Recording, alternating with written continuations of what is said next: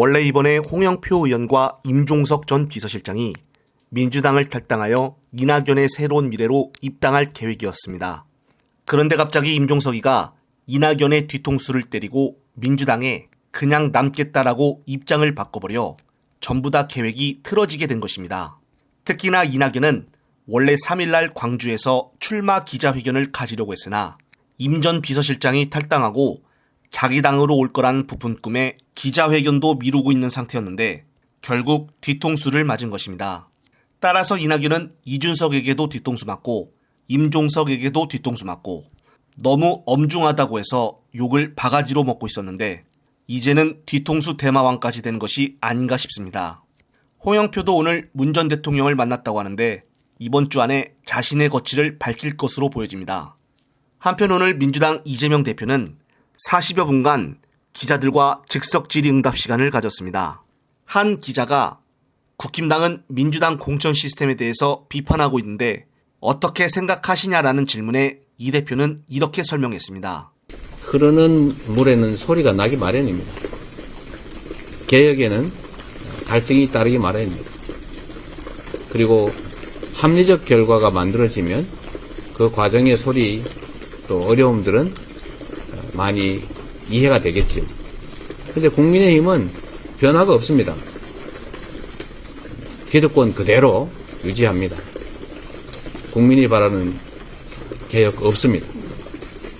그리고 그 속에서 측근 공천, 검사 공천, 썩은 물 공천, 돈봉투 공천 이런 온갖 나쁜 행태가 그대로 반복되고 있다는 점 지적하고 이 점 역시도 결국 결과로서 우리 국민들께서 심판하실 것이다 라고 말씀드립니다.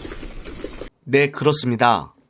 또한 국힘당 한동훈 비대위원장은 이제는 김어준 씨가 토론사회를 맡아도 상관없다고 말하며 계속적으로 이 대표에게 1대1 토론을 하자고 요구하고 있습니다.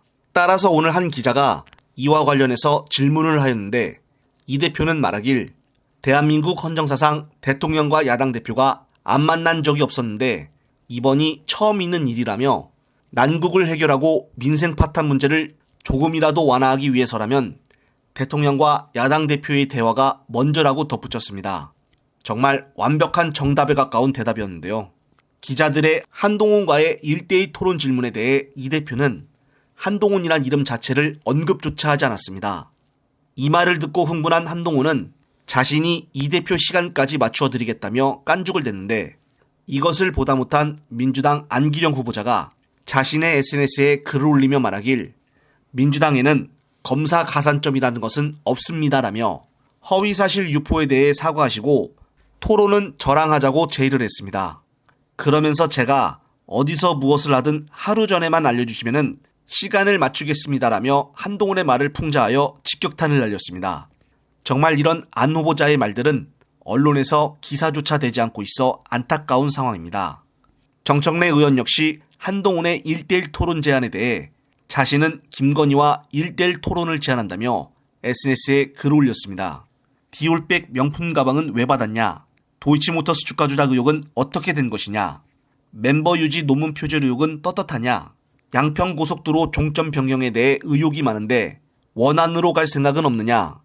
한동훈과 진짜 카톡을 많이 주고받았냐라는 등 물어볼 것이 너무 많다며 내가 보기에 김건희 여사는 대한민국 제일 권력처럼 보이는데 그래서 더 토론하고 싶다고 자신의 심경을 한동훈 말에 빗대어 밝혔습니다.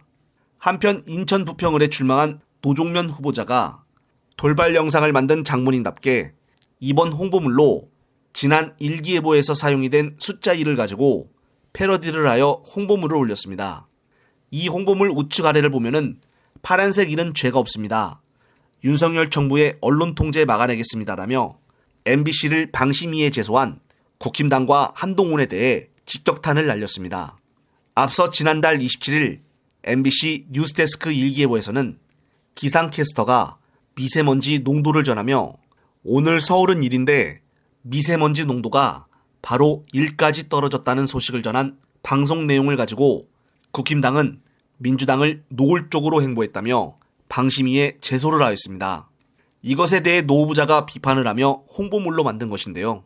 정말 노 후보자가 이번에 꼭 당선이 되어 현재 망가진 언론의 편파 보도를 다시 잡아주기를 바라는 마음입니다. 한편 개혁신당의 후보자에 대한 과거 전과 전력이 온라인상에서 크게 주목을 받고 있습니다. 기록을 보니 징역 4년까지 살 정도의 범죄 경력을 갖고 있어 개혁신당은 후보 공천을 할 때 자세히 검증해보고 뽑은 것인지 상당히 의문이 갑니다. 정말 이런 장면은 언론에 단 한 번도 나오지 않을 정도이며 오로지 언론사들은 민주당에게만 트집 잡을 것이 없나 보며 보도를 하고 있습니다.